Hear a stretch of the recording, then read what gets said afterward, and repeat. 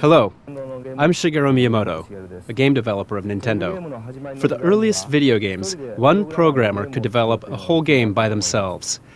As technology advanced, sound and music specialists and graphic designers have also played a part in development.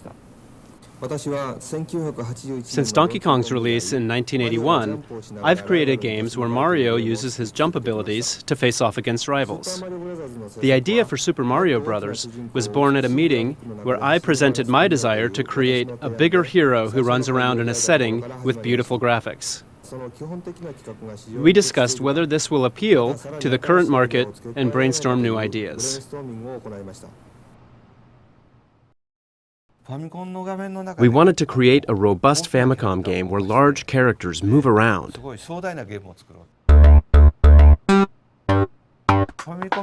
It used to be normal for Famicom games to have stages that didn't scroll. There was side-scrolling for some shooting games, but not for any other. We wanted to create a game where large characters are animated in land, sea, and sky settings. This was probably the first Famicom game I've created which had blue skies. Before, I focused on creating dark-colored landscapes so it's easier to see the outlines. Here you can see some drawn boxes with notes saying Mario, enemy, and ground. When we were looking through the old documents, we found this. We did. This is actually very precious. When we first thought of Super Mario Bros., we are talking about making a game utilizing the earth, sea, and sky. Yeah. And this is when we were thinking about how to play in the sky. He suggested Mario to float around in a cloud and shoot at coins from it. But I gave him a solid nope, because it was too much work and impossible to do at the time. But now you can. So in Super Mario Maker, you can move around in a cloud and throw fireballs. You can finally fly around like Lakitu. This was finally made possible.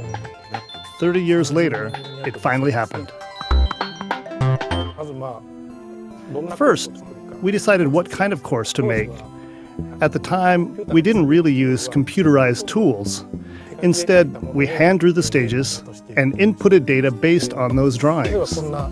For example, we drew the layout of the stage on graph paper, like this one here, and then we handed it over to the programmer, who inputted it after converting it to numerical data. So we didn't see the finished course until the next day or so. This is a stage layout for what appears on a TV screen. When zoomed out, it is just this small segment on this course map. This paper layout was handmade by us. So this is how we planned out a side-scrolling course. If there are too many edits drawn on the paper, we layered on some tracing paper to write some more. We took this process very seriously because programmers put a lot of time inserting this data manually. We couldn't slack off or experiment too much with the program. If we kept changing our minds, the programmers would scold us, saying, "This is the last time we're changing this."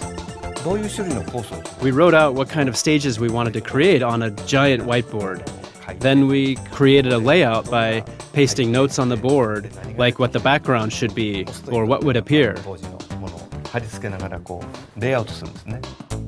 The process is actually still the same for the Super Mario series. We needed to make tools easier to use for creating side-scrolling stages. So the tool developer team worked on creating the basics of what would become Super Mario Maker. The tools are a little different, but the creative process is very similar. This project began with the idea of, wouldn't it be fun if these tools became a game so anyone can create these levels? One of the things we focused on the most was the game's response. So anyone can make a stage super easily.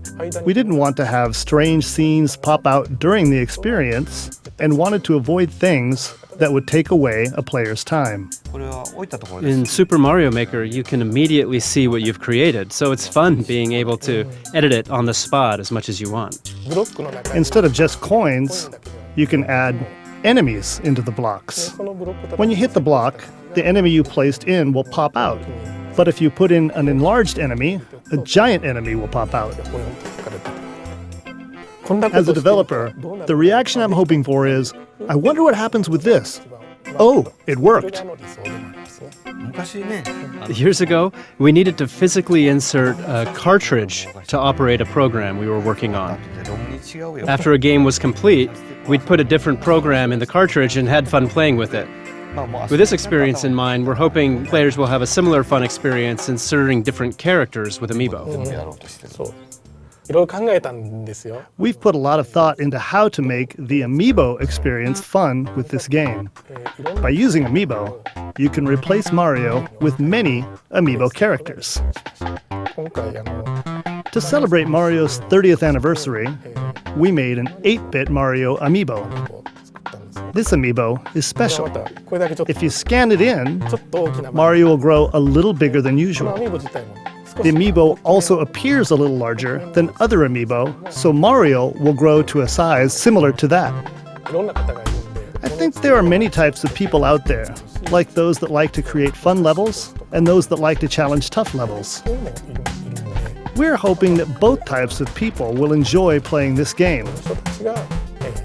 There are levels already available to play in the game, so players could use them as a reference in building their own levels and help give them a general idea of what this game is all about. I'm definitely better at playing them. I'm not that good. There's a function where you can upload the stages you've created online. You can also pick out courses you're interested in, which were uploaded by other players. To me, if it's someone I know like Tezuka-san who made the level, that alone is fun. But also, if he takes something that I made and he edits it a little himself, that's also interesting. Having a sample to work from changes the way you play. You'll be able to play Mario games like never before.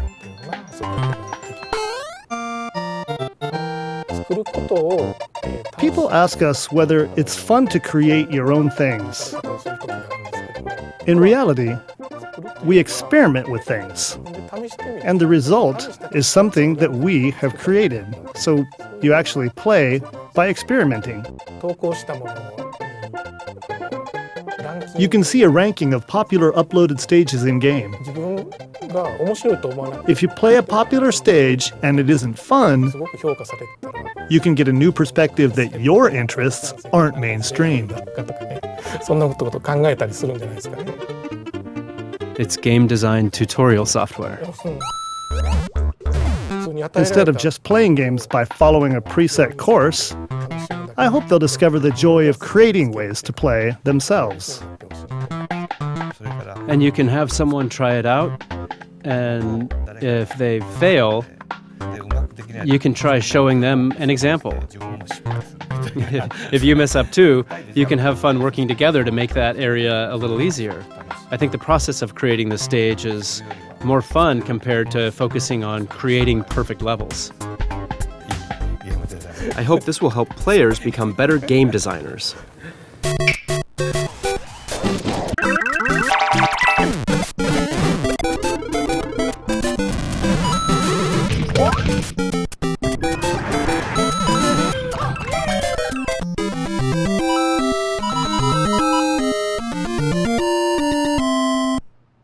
このビデオテープで任天堂のテレビゲームがどのようにして出来上がるかがご理解いただけたと思います。ありがとうございました。